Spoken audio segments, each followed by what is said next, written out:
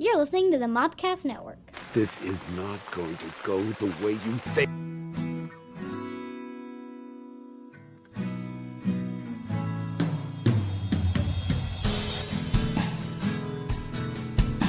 Welcome to My Star Wars Life, a look at news, reviews, and other happenings from a galaxy far, far away. Here are your hosts, Scotty and JD.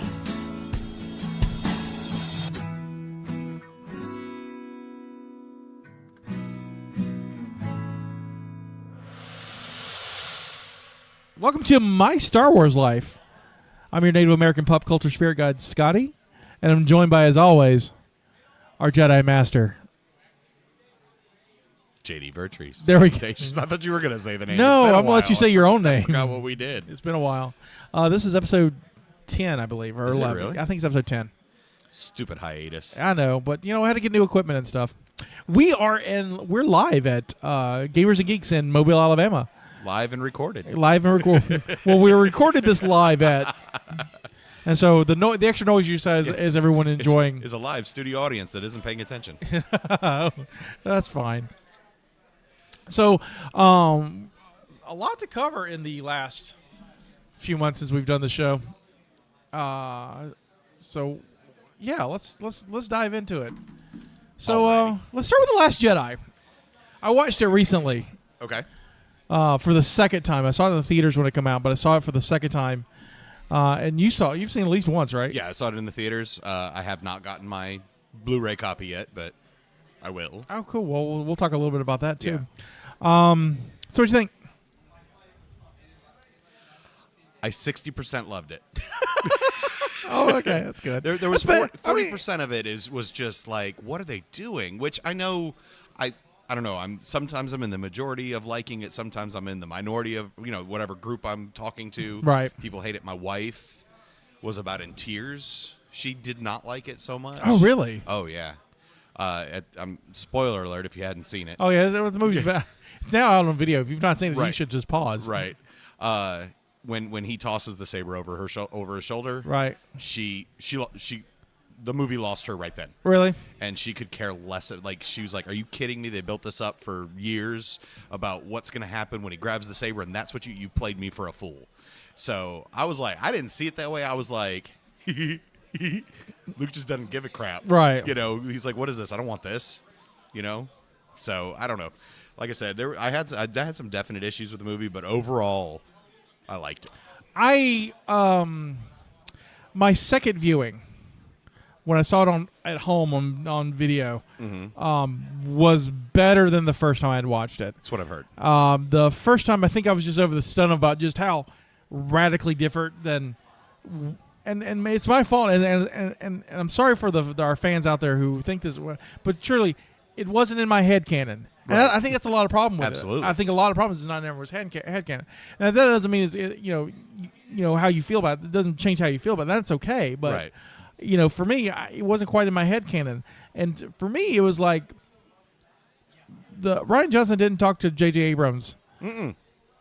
And and so it was like all right, we're gonna write a trilogy. You go in this room and you write a part. I'm gonna go in this room and write a part, and maybe they'll fit. Well, I think I remember reading or hearing somewhere that Ryan Mr. Johnson Ryan had known what he was supposed to go with point B to point C, because Force Awakens was A to B. Right. He knew where C was supposed to be and went, no, I'm going to F. Right. And then we'll worry about that later. I want to take all these expectations that everybody has and just, I'm not doing it. Because that's going to make it, there's got to be surprise. Everybody's expecting to find out some parentage. Everybody's expecting Luke to have this great moment with the lightsaber. I don't want to do that. It's my JJ said I can do what I want, so I'm going to do what I want. Which is weird because I don't understand so I'm like you. I liked about 60% of it. There's some of the stuff I really loved, like the the fight in Snoke's chambers. Yeah. Is epic. It was great and different and fun, and I'm like, well, where do they go from here? Because this is in the middle of the second act, right. and so you've killed your big bad. What do you do? And I liked I didn't mind curmudgeon-y Luke. I didn't mind him tossing the saber. I get it, Yeah. and they established that. I didn't like stuff like, honestly, the non-Jedi stuff. I didn't care about. Right. The we're just out of reach, so you can't hurt us. But forget inertia, where everybody could just shut off their engines and be going just the same speed. To see, it doesn't count because Star Wars physics. Star Wars physics, so you can't say that. But I'm like, it's like they're just out of reach. I was like, why don't you just hyperspace closer to can you do like a right. A quarter hyperspeed? And be like, we'll jump, or I don't know, jump in front of them. I don't. And I love how they're lobbing the shots because Star Wars physics, these arcing lobbed shots. It's space. Like Hux is like, just keep shooting so they'll know know we're behind. I was like, I think they can tell we're behind. Let's save the shots. Right. Maybe if you save the power on the shots, you can make that short hyperspace jump in front. Or set a bunch of tie. I don't know. I don't know. So like, just from fundamentally, just like grueling trying to watch that. That was tough for me. Yeah. That I didn't. I mean, I know Mary Poppins. Yeah, I didn't care for that. It would have been fine if we'd ever seen any inclination other than I know you're my brother. No, she's got to go. Like he calls out to her, she calls back on the Empire. Yeah, I'm not worried. My problem with that when seeing it in the theater is it looks stupid. Okay. I don't care about the power. She can. I mean, I've always thought she was force sensitive anyway. So. Well, yeah, absolutely. And according now to the new canon, everyone's force sensitive, but everyone is. The tree, the rock, the stone. Yeah. But it just like it's ILM, Industrial Lights and Magic, who invented all this stuff. Right. And she looked like at least in the theaters when I first saw it, she looked like a very bad PowerPoint, just kind of like, all right, she's right here in this pose. We'll just move her over here with a and she does it looks a lot better at home. Yeah. And so I just have an issue. I mean, I don't know what's happened in the 30 years, but I'm pretty sure she hasn't had that kind of force training to be able to do that. I mean, again, you don't have to be trained in the force. That's established in A New Hope.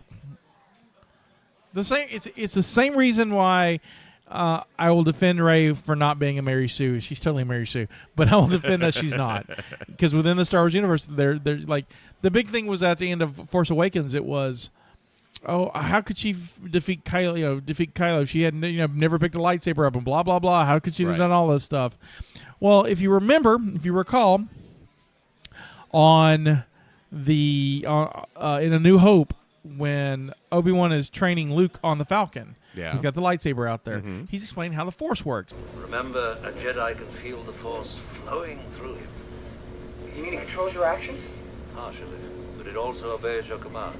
It's just controlling our actions. That's what it is. That's what it's just doing. It made Mary Poppins fly. It made Rey beat Kylo. That's my favorite thing I've seen from The Last Jedi, though, as I don't know if you've seen it. There's an edit out there that shows Leia's thing, and then it shows her speed up really fast to hit the dreadnought, and she's what shoots through the dreadnought, causing it to explode. So here's great. Here's my thing. Not the dreadnought, but whatever So Carrie Fisher dies. Right. Sadly, we miss Carrie Fisher. Absolutely. There are many outs. For Princess Leia in this movie.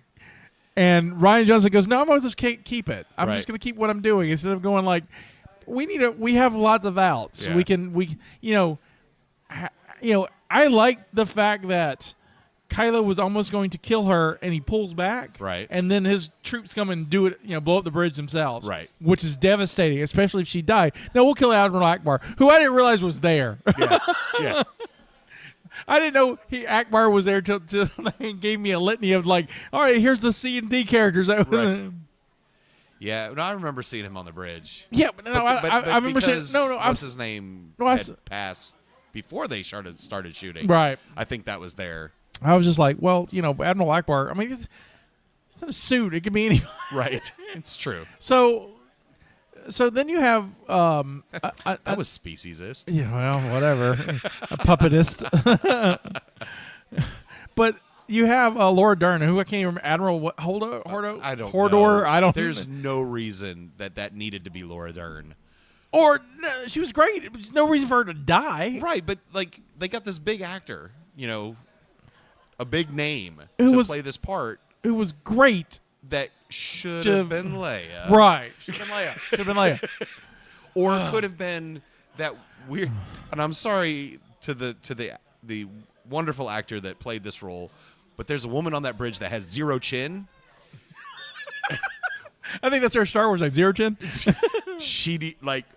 Come on. And she was like the XO. Right. It was just like, but how do you anyway. Oh, I got you. I have no idea. I kept seeing her, and that was she was throwing me out of the movie. Right. Because all I could be like, how do you drink with a straw? I'm sorry, and that's mean, and I'm being mean and hateful, but that's what my brain went halfway through. That movie. First Star Wars movie since the first one, because of the first one I was an infant, that I've seen in theaters. Yeah. That I've not seen multiple times in theaters. Really? And that was telling for me because I could have gone, and I was Right. like, I just can't make. However, flip side, I did buy it when it first came, like the day it came on DVD, or Blu-ray. I was like, all right, I'll pick it up. Yeah. Mainly to see the deleted scenes, and Oh my god. and they're so good. I saw the leaked deleted scene, or the one they put out the week before the release of the Blu-ray to get the hype for it. The Phasma one. Yes, with Phasma and Finn was so good, Phasma doing something, and like Finn being pretty badass. right, like so they make this character, and like I think in their JJ's mind and Ryan Johnson's mind, it was like, well, Boba Fett looked cool and he didn't do anything, so Right. let's make a Boba Fett. Right. George Lucas didn't make Fett like that. George Lucas was like, I need a bounty hunter. I'll design him. This is kind of what I'm thinking of. He didn't expect him to be popular. Right. They did this on purpose. Right. They made this this popular character to kill. I think George kind of did the same thing for Darth Maul, but Potentially, but I can't. But also, I actually, strangely enough, my boys wanted to watch episode 2 last night, so we watched Attack of the Clones last night. And I was thinking halfway through the movie, we got Django. We're introduced to Django. He dies, and but he was actually an important part of the story. Yeah, he does something. I mean, he does something. I mean, he kicks Obi-Wan's butt for a little bit. I mean, realistically, film-wise, Fett. The only thing Fett really does is look cool and take Han Solo to Jabba. Right. And and then get the. I mean, he doesn't do any. Right. But he looks sweet doing it. Yeah. So we as kids there's nothing in the Star Wars universe that looked like him. And because of that, the Mandalorians became a thing, Right. and so you get Phasma, who potentially could be cool. Yeah.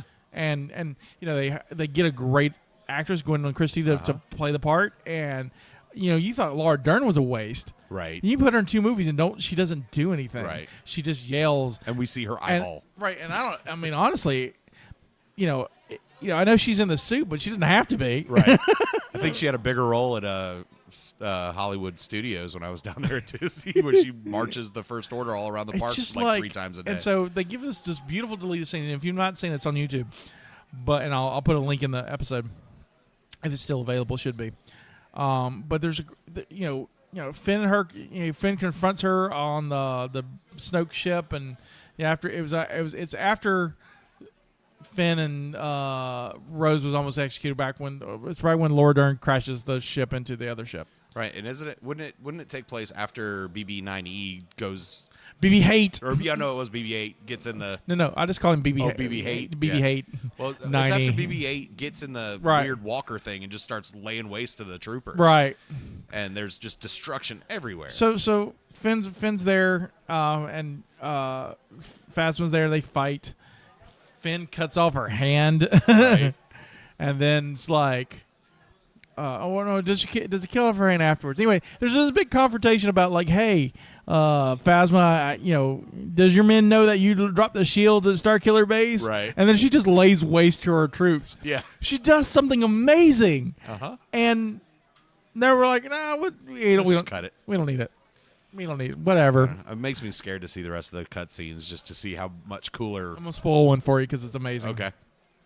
So my favorite cutscene in the movie, the lead scene, is it's during Jedi training with Rey and Luke. Okay. So it's like one of the lessons. Right. And so they're on Aku and or Octu, whatever they're bless you. Aku baby, and the fish nun people. Right. Like, so there's a village of them. From Mom and Dad Save the Planet. Oh my God, that's right.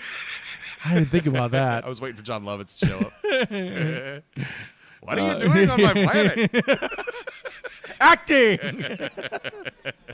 So there's a boat speeding toward their village, and Luke's like, "See that boat over there, Ray?" And Ray's like, "Yes, Luke." And she's like, "That's a bunch of raiders, and they're gonna come, and they come every month, and they demand food and stuff from and they brutalize these people, and then they leave." And then Ray's all like, "I got my lightsaber. Let's go save the day." And she's like, Luke's like, "Well, what happens when you're not here next month? They're just gonna come back bigger and stronger, and you're not gonna be there to stay." That's the problem with the Jedi Order. He's trying to teach her this lesson. Right. She's not going to hear it, so she goes off, swords blazing, to go save the day. And she gets to the village, and instead of a raid, it's a party. Okay. And so it's like another village comes to celebrate. So it's like an Ewok party. Everyone's having a good time. Uh-huh. And she's there with his lightsaber waving it around, and they're all like, "What are you doing?" And she's like, "Yay," waving. Chewie's in the background eating fish. He's been invited over. It's such a cool moment. I don't know why it was cut. Like that movie needed more. I hate to say it too, but it needed more humor, like right humor. There's a lot of wrong humor. A lot of misfire. Like I like Poe Dameron. I do, and I love Poe Dameron's humor. Yeah. That joke in the beginning with him and Hux about the missed call, like I'm waiting for, is too long. Right. And then like, oh, that's cute, that's funny, and it's dead silence. And that's how my theater was. It was like, Oh God! It was funnier in Force Awakens. Like so who talks first? Did I talk first?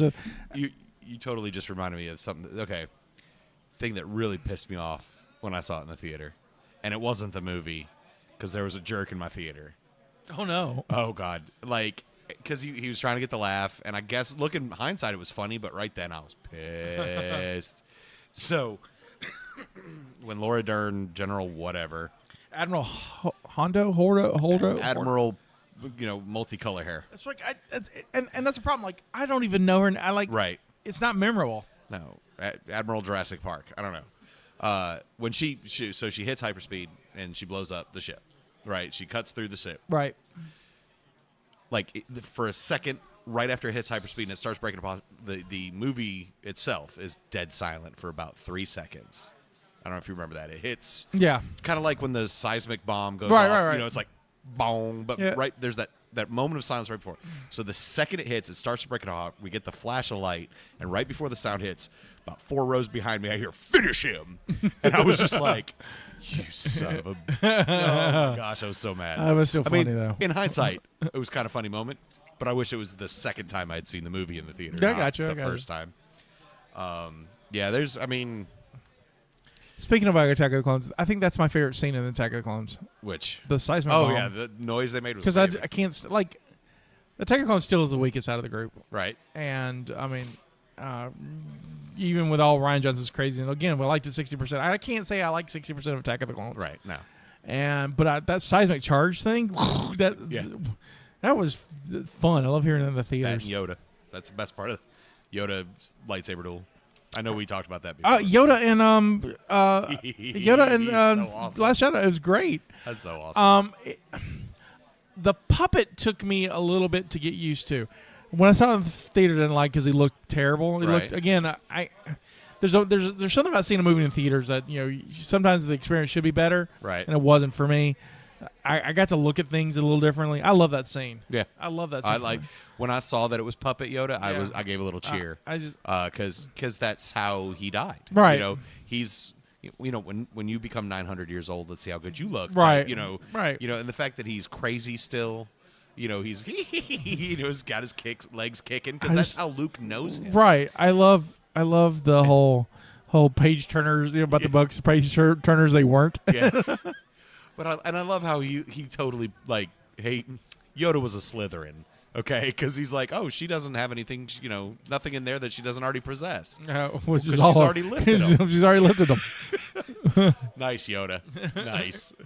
I do hope we get to see some Ghost Yoda Luke interaction. I always get the Ghost Luke. Speaking of Ghost Luke, I don't like how Luke died, but I like that scene. Does that make sense? Okay. I love the Force illusion stuff. Right. And because the audience went nuts in my theater when we find out that he's still on that planet and floating and stuff, and we're all like, oh, "This is awesome!" And then he dies, and we're like, "What?" Yep, exactly. Okay, this makes no sense. So that was beautiful. I loved it. I love that he showed his power.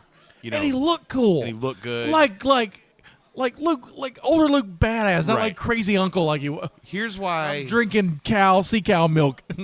Here's part of the reason I'm 60% yes on this movie is because I'm sure you're like this as well, and I'm sure many of you that are listening are like this. As you're watching a movie, you're anticipating and plotting and trying to guess where they're going. Right.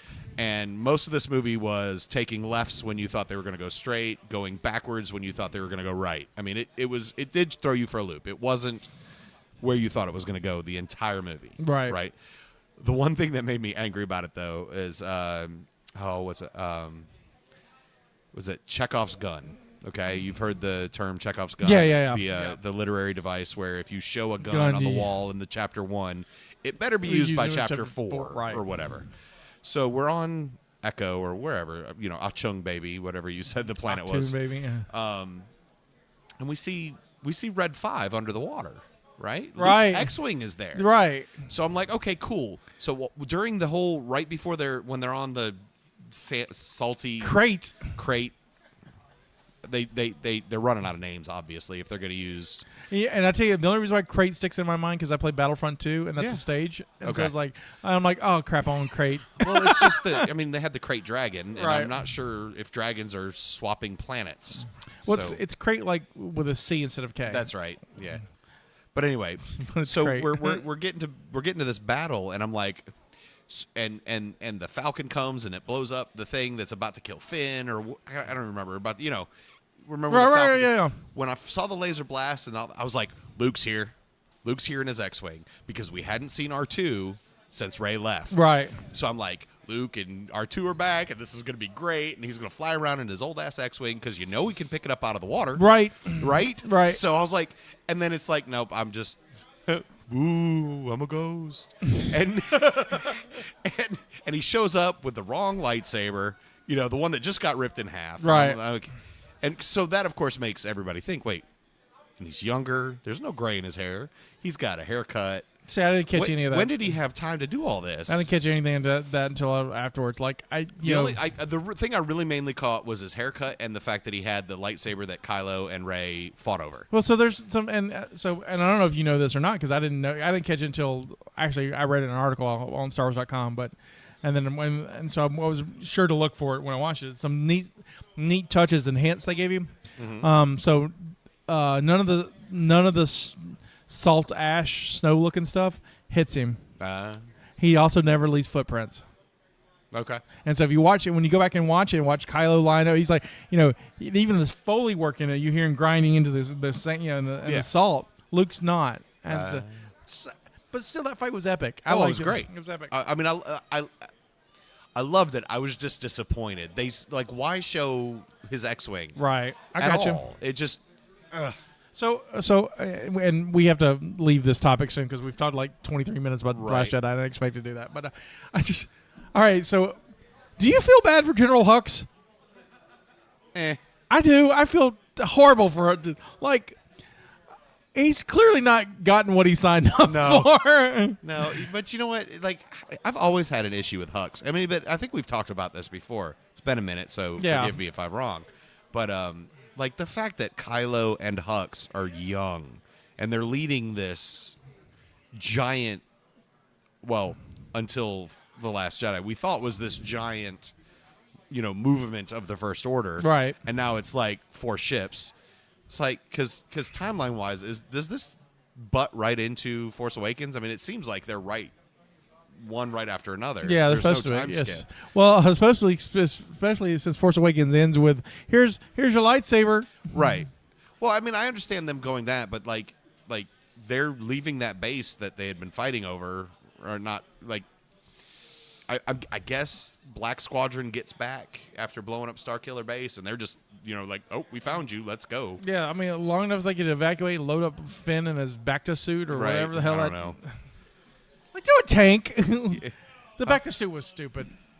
I also don't like Rose, and I really wanted to like Rose. Yeah, I wanted to like Rose, but and I just couldn't do it. I guess they had to throw a love interest at him because it's like, okay, Ray's not for you. Who's Ray for? I don't know. Ray's for him. Ray's for nobody. I don't see. I want Ray and Finn together, but see, she made it very clear in The Last Jedi that they were friends. Like in the Force Awakens, and then she's but like, they haven't had time. I mean, they're friends now, but they haven't had time to develop. They're not supposed. It's a relationship. You don't have to. You can be friends. But this whole 2 movies now is what, 2 months? Right. So no, I understand that, but I don't think there's any spark from her. I don't like the idea of Raylo. That just makes me gross. Oh, but I loved them talking to each other. It was cool, but then I was freaking out, going, we're gonna get Raylo. I kept thinking, we're getting Raylo out of this. I keep seeing it more as a brother-sister type relationship, or at least it is Star Wars. They'll probably kiss. Yeah, probably. But then there was I can't remember the exact moment. I'll have to watch it again. But there was a moment at the end or the middle somewhere, that it almost looked like Poe and Rey had like eyes for each other for a second. I'm just like, look, she doesn't need a man. No, she doesn't. She can just go whip ass and start her own gray, whatever she wants to call it, order. Okay, I'll say this about that. Star Wars is terrible about relationships. Oh yeah, terrible. That like I can't think of a loving relationship in Star Wars. Maybe the closest thing you get is Shmi and Anakin and Klieg. No. Shmi and Anakin and Phantom Menace, mother son. Right. Okay. I mean, she clearly loves her boy. Oh yeah. And loves. I mean, that scene where Anakin. I mean, I don't care what you say about Phantom Menace. That scene when Anakin leaves to go to leave his mother is heartbreaking. And you've got kids, right? And so you get it. I don't have kids, but I'm still feeling it. Yeah. And I can't think of another true relation because the Anakin Padme seems fake. Oh well, Well, it's all script. Yeah, but it's so bad, right? It doesn't. And that's fresh on my mind from last night. And the closest thing that we've got is from Rebels, Kanan and Hera, right? And they darted around that question up until season 4, right? And then when they reveal it, they kill him off. So it's like because nothing can be so. Okay, before we skip to the next job pick, my final thought that I wanted to say. Yeah, my 40%, the 40% of why I don't like it, right? And sometimes it jumps to 55. I'll be honest. For 40 years. Well, okay, 33 years since the end of Jedi. Right. You and I, and everybody else our age, right, and everybody else that has grown up and lived Star Wars for their entire life, has believed that Luke, Han, and Leia are happy. They got a happily ever after. And not a single damn one of them had a happily ever after. No one's happy in Star Wars. So, but Last Jedi just rams that down your throat. Totally. And it was just like, this sucks for our heroes. What's the point? I mean, yeah, there's no and it's just I was gonna say it's like Harry Potter. We get this epilogue, and we think he's happy. But then Cursed Child comes out, and there's some other stuff going on. Right. You want your heroes, yes, they didn't do it for rewards. They did it because they felt they had to. Right. Because they were the ones to do it. They were the chosen ones, the prophesized ones, whatever. But don't they deserve a happily ever after? They do. And the fact that it's Disney that took away happily ever after when they're the ones that created. I mean, Jedi ends on happily ever. There's fireworks. They're all together. Right. It ends on happily ever after. It's okay to be happy, and I don't know what's happened to because it's our generation that are making these films. Abrams is a little older than us. Rian Johnson's I think is our age, a little bit younger than us, and so they're who hurt y'all? Yeah, exactly. but it's this whole fanboy base who there's a push for let's make an R-rated Star Wars. Star Wars doesn't need to be R-rated. No. I don't need an R-rated Star Wars. I don't need And I'm going to curse here, and I apologize for the kids out there. But Pablo Hidalgo posted on Twitter the perfect response to the demand for the R-rated Star Wars. He's like, look, I don't want Christopher Reeve running around in my Superman movie going, hey, what up, motherfucking Lex Luthor? It doesn't work. Right. And it doesn't work. And so it doesn't work here. So I don't understand why it has to be so dark. It's like Empire's dark, but it's not crazy dark. It's not like dark, like compared to like dark today. It's not. No. It's not. I mean, there's also real peril in Empire Strikes Back. I feel peril for it. Sure. Like Han, you don't know what's going to happen. You've got the big revelation that Vader's Luke's dad. You've got he's lost a hand. Yeah. The rebellion shattered from Hoth. Right. And like I don't feel that in the other film. I don't feel the peril. No. I don't feel even the defeat on Crate. It's just like Yeah. And like the rebellion's supposed to be in the resistance is supposed to be in these because it's like the whole resistance is on the Falcon, Right. And I still don't care, Right. and I should care. Yeah. There's points in it I do care. I love and a lot of people hate it. I love the stuff with the kids. I like the end of the movie with the kids using the Force to get them. But there's hope there. Sure. I love that, but I don't know what I don't know where he's going to go with that. They don't either. I don't know. No one got in the same room. That's what's the problem. Right. Moving on. I want to talk a little bit about this. I know you haven't watched it, but I want to at least talk to you with That's it. fine. I showed you some stuff with Yeah. it. I want to go from bad Star Wars to good Star Wars. Okay. And this is part of my problem. What makes me angry about Last Jedi because there's good Star Wars out there. Right. Star Wars Rebels ended on such a beautiful note. Yeah. And so, Star Wars Rebels. I have a whole other show about it. Right. I love it. It's literally, and I've said it before, and I'll say it again. I hadn't said it in a while, but it's literally my Star Wars. Yeah. It's what I wanted after that Jedi, that happy moment. Yeah. It's what I played as kids with my action figures in the backyard with my friends. That's how I felt, and I think Dave Filoni is the same way. I think Dave Filoni gets it. Yeah. He obviously does. He makes good Star Wars. So the big questions about Rebels trying to fit in the timeline all the fans had were, okay, well, Kanan and Ezra have to die because Luke doesn't know about other Jedi, and Yoda says that, Obi-Wan says, and blah, blah, blah, blah, blah, and so they have to die. Not necessarily, and Dave Filoni proves that. So he kills Kanan. You got to kill one of them. Right. And it's dramatic. Kanan has been through this crazy-ass journey where, he's a Padawan survivor of Order 66. He becomes this scoundrel smuggler and gets looped up with Rebellion and Harrison Dula, and they two pile around for a while, and they build what became Spectre Squad, and then Hera and him, they find Ezra, and they decide they're going to train him, and suddenly and then he gets blinded and has to rediscover who he is, and by the end of it, he's this humbled Jedi. I would say, he's knighted in the series, and I think, by the end of it, I would call him a master. Okay. Because just the way he is, and he knows what he must do, kind of thing. Yeah. And so his death is not only purposeful and has meaning, and it's done great. Yeah. I mean, I get emotional thinking, and this is a cartoon. Yeah. I mean, this is shadows, lights, and voices, and while the episode the whole time is telegraphed, and I'm like. And I'm not mad. I'm just like in the theater going, don't go in the room, don't go back. Yeah. And then what they do, unlike other cartoons, they have a whole episode to let you deal with it. Nice. So the first episode is they do Kanan's death. And the second is everyone's just reacting to it. Oh wow. And in their own way, because the squad has to.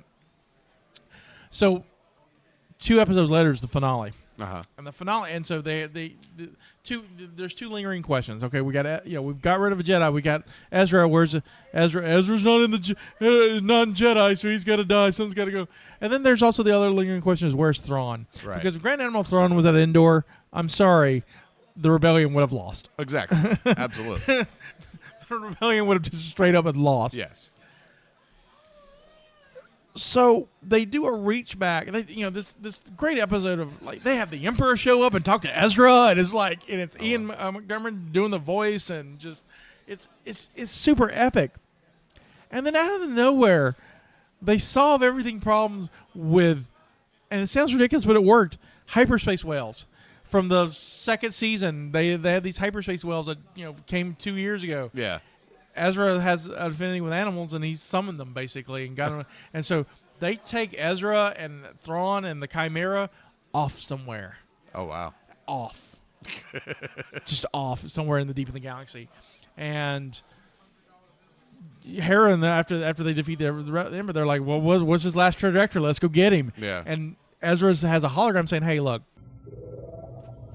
If you're watching this recording, then I owe you an explanation. There were several paths in front of me. While this wasn't the one I wanted to take, it's what I had to do. That's something Kanan taught me. I'm going to miss you all. Zeb, you can have the top bunk back. For now. Hera, I left a Melu run in your cabin. I hope it's still your favorite.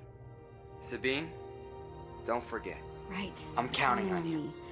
But for what? I couldn't have wished for a better family. I can't wait to come home. This is how it was supposed to be. This is what Kanan taught me. And he said, he tells everyone something different. Like, there's a Melu run for you, Hera. Good luck, Zeb. You can have the top bump. But to Sabine, he says, you know what to do. Right. And it takes her till after the Battle of Endor to figure it out. So Lothal gets the Empire never comes back to Lothal because the rebellion really kicks off, and so you have to go follow the trilogy, and the Empire's dealing with the shit happening in the trilogy. Right.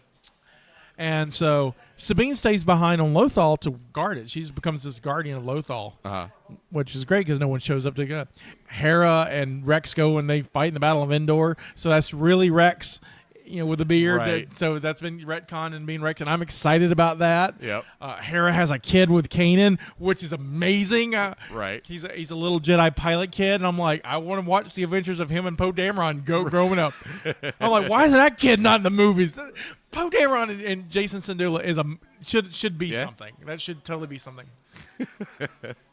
Oh, real quick, 2 episodes before this all happened, Ezra rescues Ahsoka from death on Malachor, and through some weird new time travel stuff that the Force has got. Okay.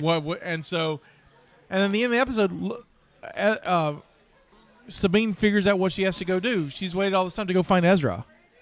And she's going to go find Ezra with Ahsoka, who looks like Ahsoka the White. Yeah, she's like Gandalf. She's like in a cloak, and I saw that. I squealed. I'm a grown man. I'm just, oh my god.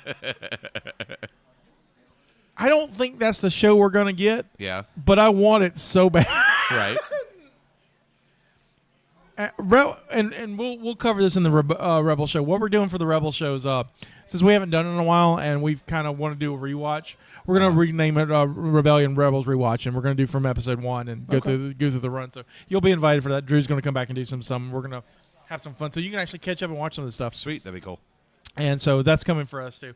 But I wanted to, since we're talking Star Wars, I really want to get the how just pleased with Rebels I was. Yeah. And just absolutely just happy with it, and which is weird. It's the same company and the same property, and you look over next door and you're just like, this. The cinematic Star Wars universe is a mess right now, right? And the animation was like, oh, we got it fixed. We know what we're doing, yeah. And they can't meet eye to eye. I wish Dave Filoni would let Dave Filoni do at least write a live action film, sure, or do something. But he's like, he's a cartoon guy. He's gonna do cartoons for us. He's a masterful storyteller. Good, masterful. Yeah. So it makes me because I'm going to go see. I've seen some episodes of the Clone Wars. I haven't seen them all. I'm going to have to go back and watch them all because I'm like, okay, maybe there's something here. Yeah. And I skipped Clone Wars because, like I said, I guess when Clone Wars came out, I didn't look on the prequels with the eyes I have now. I'm a lot more forgiving of the prequels now. Sure. Minus Attack of the Clones because it's terrible. And so you will not hear me arguing. So. Did you see the Han Solo trailer? I did. I've seen especially the new one. Yeah, the new one dropped one. That one is the one that really made me want to see it. Oh, me too. So, although I want to touch back to something you said earlier about Empire being threat. This is tying in. Greg, our friend Greg Olson, he told me the other day because I was like, "Are you excited for the Solo movie?" And he's like, "Eh." I was like, "What do you mean, eh?" He's like, "I don't know what it is." And then he texted me later. He knows why he's not excited. Because he knows there's no true threat for Han, Chewie, and Lando in that movie. because we know their future. So I'm still going to watch it, and I'm still going to enjoy it.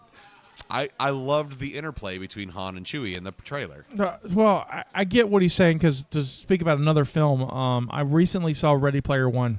Okay. And while I enjoyed seeing it in the theaters, I don't know the characters.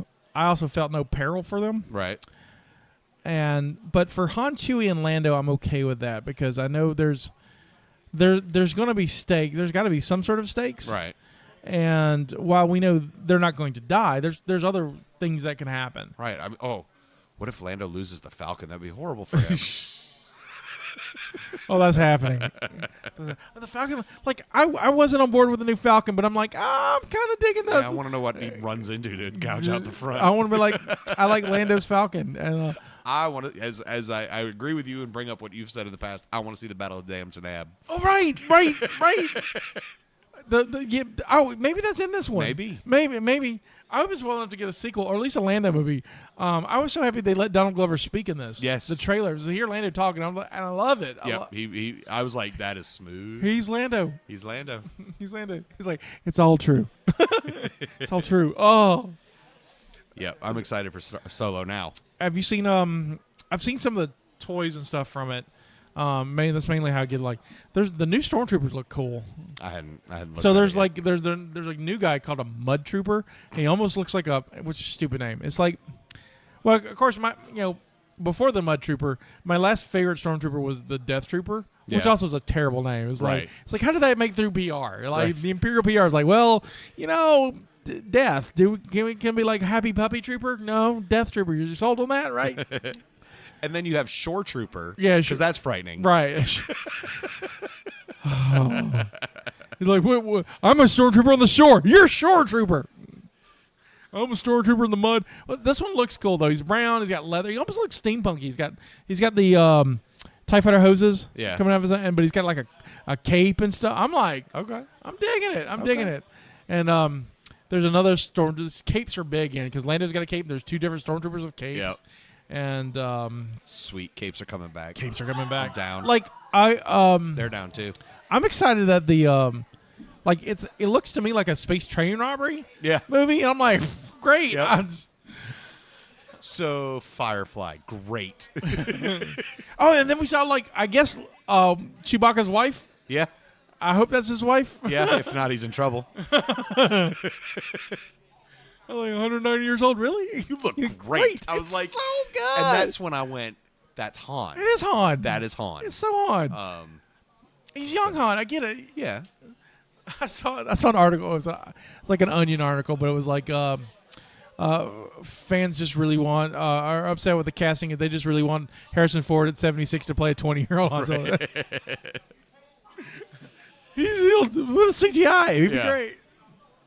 But yeah, Han Solo looks really cool. We'll go see it. Yep. I may drag you before you see before you see it with the family. 'Cause I know the family will be upset. No, that's fine. But I've given up trying to see everything with them all the time. So I'm just like, it's for the network. We need to. Yeah, we gotta go. We gotta go. And there's a new place in Mobile that we can see it, the Nexus. Yes. I'll take you to the Nexus to see it. Nice. Because that would be great. That's end of May, isn't it? Yeah, end of May 25th. Yeah. So we'll probably see it the 24th. Sweet. So keep an eye out on that. So let's. So we're at Gamers and Geeks. It's a great game store here in Mobile, Alabama. You can check their website at. Is it gamersandgeeks.com? Gamersandgeeks.com. And so there'll be a link for it. But the reason I bring that up is this past weekend, JD led a great charity event. I wanted to cover a little bit of for the X-wing miniatures game, which I learned. I don't know, reinforced the fact that I'm terrible at. Yeah, but Saturday you didn't have to be good at it. Oh, no, Saturday was not about winning. Saturday was the annual Campaign Against Cancer. It is a annual tournament that's actually held around the country. This is its 5th year in existence. This year actually was an international tournament. We had a location in Australia and one in Canada. Cool. So I think 25 total locations this year. The goal was to raise $25,000 for St. Jude Research Hospital. I am proud to say that our rough numbers came in and we hit 33,000 as a, as an entire tournament, not Cool. here at this location. But you did hear you raised a chunk too, right? Yeah, so here we on-site donations. This does not count the ticket sales because all the ticket sales were online. On-site, we raised $2,277, and I say that because that second seven, the 77, is important because the second highest location raised $2,275. So we were the highest donation total on site by $2. Congratulations. So, which granted, it's not about that. It's about everybody. But it's kind of cool that we were a first-year hosting store that had the highest donations on site. Bragging rights is great. Bragging rights, exactly. Okay, nothing wrong with bragging rights. And I want to thank everybody that came out. I don't want to throw you all under the bus by throwing your names out there, but you know who you are. We had auctions. We had a local artist, Anna, who I will not mention her name because she'll stab people if she doesn't get recognized. She came out and she actually donated her time and talents, and you come up, throw down a donation, and she'd draw what you wanted. So, one guy had his kids drawn as Jedi, and one as a pod racer. Another one, and this one cracked me up. I was like, oh my god, he's either gonna be in so much trouble or he's just gonna be in such a good place. He found this picture of a female TIE fighter pilot. I don't know if it was cosplay or what, but it was skin tight TIE fighter pilot. He's like, will you put my wife's head on this?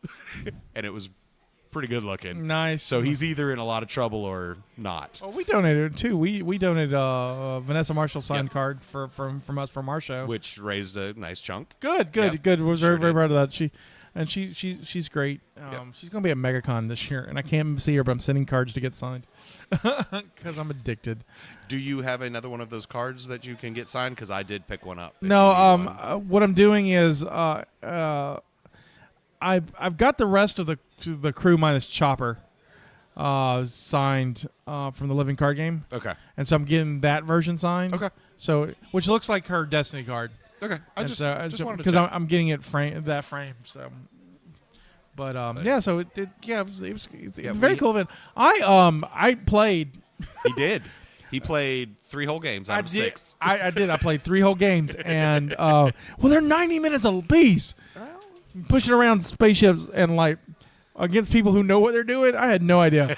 And however, I'm proud to say this though. I blew up ships in every one of my matches. Absolutely, that's good. And in fact, my last match, out of his 3, I was the only one who destroyed anything. Yeah. And he was like, I survived. And Ezra was like, nope, and blew up a TIE fighter. I was like, I win. I don't care. Moral victory. And so, well, it was definitely going to be a tough day if you were there to win. We had 42 players. Yeah. It's a good turnout. And we had everywhere from the jankiest jank, which in X-Wing turns is just fun stuff to just try, to super meta, which is the winning lists and stuff like this, which actually you were playing a very meta list. And I didn't know what hell but you didn't know what you were doing. So I literally picked it because I'm like, I like the Rebels. Yeah. Oh, Ghost and both Phantoms? Woot. That's what it was. And I could put Lando on it, and Lando saved me so much. Yes. So, because Lando has this ability to dodge, and it was very cool. So yeah, I got to use that a lot. It was a very good day. Congrats to BJ Evans. He was the winner, and our friend BJ. BJ's a good guy. The great thing about this tournament, though, is the biggest prize don't go to the winners. There's raffles all throughout the day. From Chad Heffley is the gentleman that's founded Twin Sons Charities, and they're the ones that put this on every year. Right.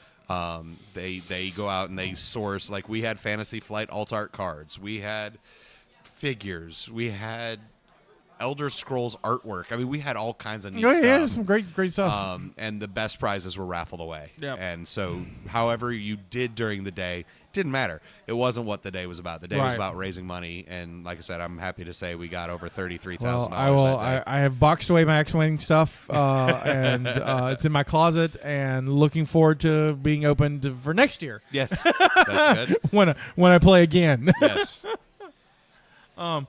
Moving on to the game I actually do play, yes. that we both play. Woo, Destiny. Star Wars Destiny, which also by Fantasy Flight. And so you and I lucked out this year. Yeah, we did. We got in the lottery for the Star Wars Destiny Worlds tournament. Yes. In Minnesota of all Minnesota. I've never been to Minnesota. It's going to be great, eh? We're going to go to Minnesota. Go to Minnesota, eh? And see a Viking. See a Viking. Just one. A Viking. Or catch a twin. Okay, sure. Yeah, the baseball team. I understood. So, sports talk. You're listening to the Jock on. Yeah. Anyway. So I'm looking forward to that. I have I've settled on what I'm playing. Okay. I am. You've settled on what you're playing too, right? Oh yeah. Yeah. So our decks are totally completely opposite. My deck just lingers. I think Are you going to run Mass? I'm running. Yeah, I'm running. I'm running Mass. Yoda Mass? Yeah, Yoda Mass Hera. Okay. So Yeah. last time we talked, you weren't going to run that. Yeah, I'm running it. I'm running it. I think you should. I'm going to run it. Because I'm going to be honest, and this is just for y'all listeners, that deck's the only one that gives me problems lately. Yeah. and So- you haven't played it since I've fixed it. Right. So I went to a great. I went to another good store, Gigabytes Cafe in Yep. Marietta, Georgia. we like gigabytes. They're good people, and they ran the regional for Destiny, and I did 4-2, I think. Yeah, 4-2. Nice. And I could have went a little higher. I had 2 games that were really, really super close, and I've learned how I can. It changed my perspective of the game. Yeah. Completely, 100%. Good. So. I'm eager to test out. Like I said, I'm bringing it. I'm bringing Do it. it. I'm bringing that. I think you should. I think you'll at least be able to get your Kanan card with that. Yeah, I'm 'cause- trying to. Seriously, I'm just trying to get 3 wins. Right. Because I want a Kanan card. So there's prizes for how many wins you get in the world tournament, and so Yeah. I'm like, I'm just looking for my 3. I'd love 3. There's no way that I would win. Nah, there's Worlds. no way I'm gonna win. But No I'm way. kind of glad for that because Ross will kill me if I come home with a Sabine mat and don't just give it to him. Right. So, especially because she's toting the Darksaber. Right, and that's his thing. I'm just dead. That's Just shanked. yeah, exactly. Yeah. Same here. I'm just Yeah. like, sorry, like, But, because I'm also like, well, that's a Rebels thing. You can't have it. I gotta keep it. Right. But I'm definitely going to. I've tooled my deck around a little bit. I'm going to run the Epic Ayla Sakura, other blue Twi'lek, which is Padawan. Right. It's just called Padawan. And then original Rey from the original starter. It's a good deck. It's fast. It It is really fast. it's a good deck. So, I'm going to go pure blue aggro. My other deck I'm bringing for because there's other side tournaments. Yeah. And I'm playing a bunch of those because you can get tickets and stuff to get prize things, Right. prize cards and all this. And I was looking at the prize list too. So when you for just being in Worlds, you get a shirt. Yep. You get a Deck box of some sort. something. You get an Emperor Ultra card, which is sweet. Yep. And but you get 10 tickets. Oh, okay. So you're like 2 away from spot glass card. Oh, nice. And so that's or 2 or 4. I don't know if it's 12 or 14, but that's great. Sweet. So because there's 3 spot glass cards I'm going after. So, another deck I have. I just did a big trade actually, because Fantasy Flight just put out another Star Wars game, Legion, Right. which is a great game if you hadn't played it. It's Can't play it. I know it's a miniature skirmish game, but Much like X-Wing, I'd be terrible at it. I'll be I'm painting a bunch of Empire for a friend, and in return I got all his Destiny. So now I have a deck that he built. I haven't even tested it yet, but I kind of want to. It's Epic Yoda, Maz, and Jar Jar. That looks very, very interesting. Yeah, it He looks says it's a lot of fun. I don't think it's competitive. Yeah. But I think it'd be a lot of fun. cool. So we'll see how that goes. I'm just excited. Oh, all this painting's almost worth just the 2 Yodas, but I've got an ancient lightsaber and some other the good high end cards out of it. So Well, that's very cool. Very cool. I'll have to see what you got for trade. once I get everything sorted, absolutely. Well, I think that's about it for us today. We've covered a lot, We have. and so we'll do it again. And I do apologize for our long hiatus for those of you that were anxiously waiting for us. How does that happens? We got new equipment out of it, so that's good. Yes. Trying to think of what else we're doing. The Mopcast Network we're doing 2 conventions this year. We will be at MobileCon in May, and then we'll be in ShakaCon in West Virginia in September. I'm not sure if we're doing anything Star Wars related yet at those. We may be doing something Star Wars related at DragonCon. I'm trying to work that out. I just realized that Mopcast is the weekend after. Should be the weekend after Solo movie releases. It's the weekend after Solo's release. Yeah. Yeah. So. Interesting. Yeah, it should be. That's what I'm saying. We're supposed to see it on Thursday because it's the weekend of the Mopcast. Yeah.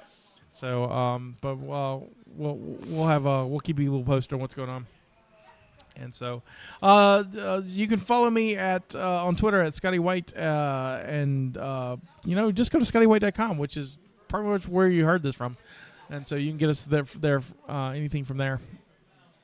Oh, and I don't remember my stuff because I haven't looked at it since the last time we did one of these. Well, I'm pretty sure it's JD Vertrees at Twitter. I don't know how Twitter works.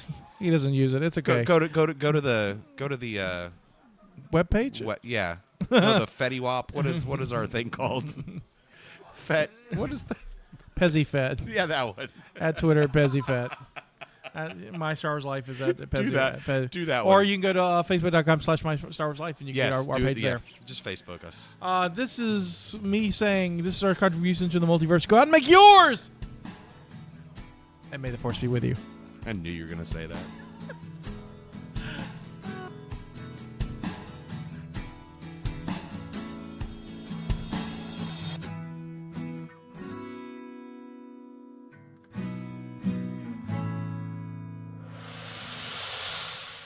Thanks for listening. You can follow us on Twitter at Mopcast Network, on Facebook.com/Mopcast Network, or just visit us at Mopcast.com. And remember, this is our contribution to the multiverse. Go out and make yours. Thank you for listening to the Mopcast Network.